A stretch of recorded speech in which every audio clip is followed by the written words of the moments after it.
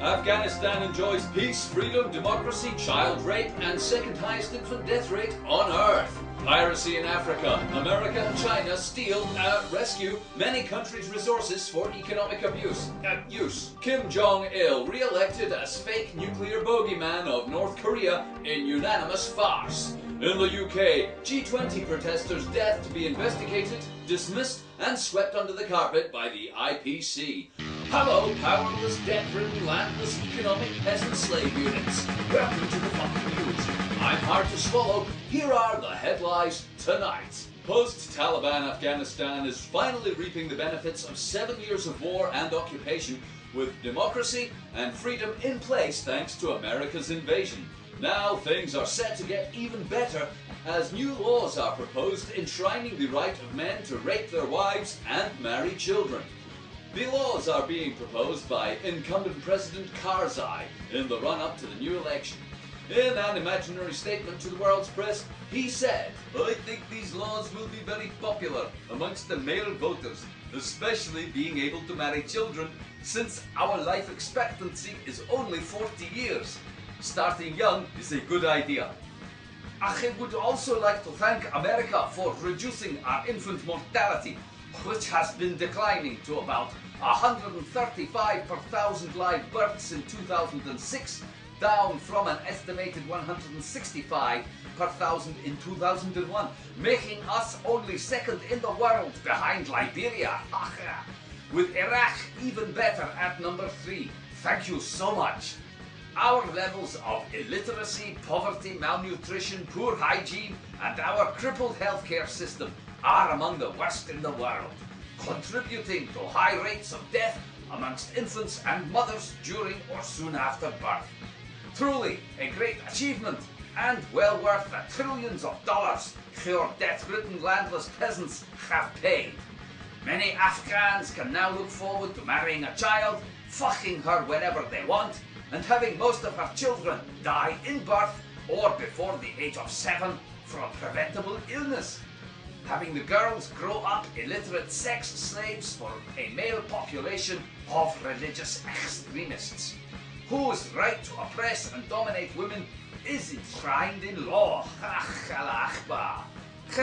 The males can look forward to being raised by medieval mumbo-jumbo voodoo nutters. Truly, America is great. Piracy in Africa is on the rise, with many countries having their natural and human resources hijacked by heavily armed criminals. The criminals pull up alongside countries' leaders in high-speed IMF loans, armed with investment subsidies and large backhanders.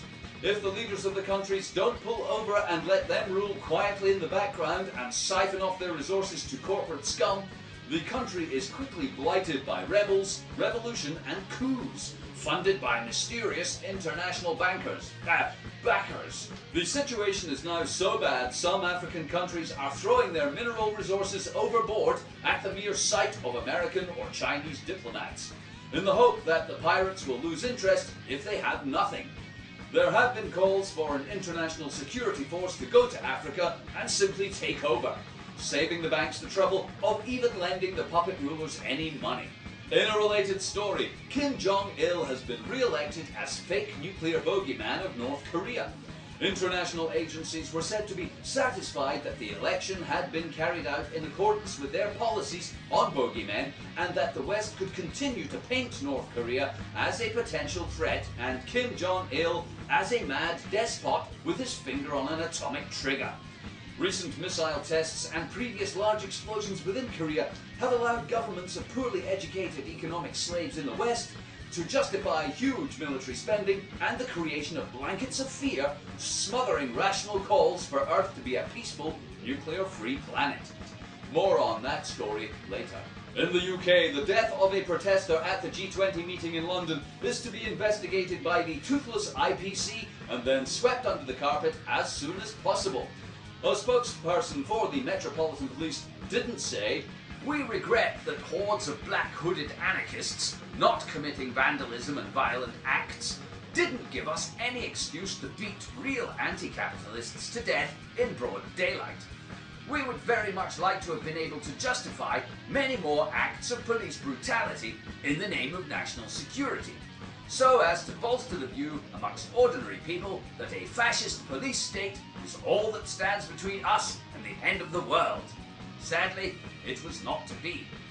The death of Ian Tomlinson, an innocent newspaper seller walking home from work who had a heart attack minutes after being attacked by police, should serve as a reminder to all of you that the police are here to stamp in your face and force you to obey.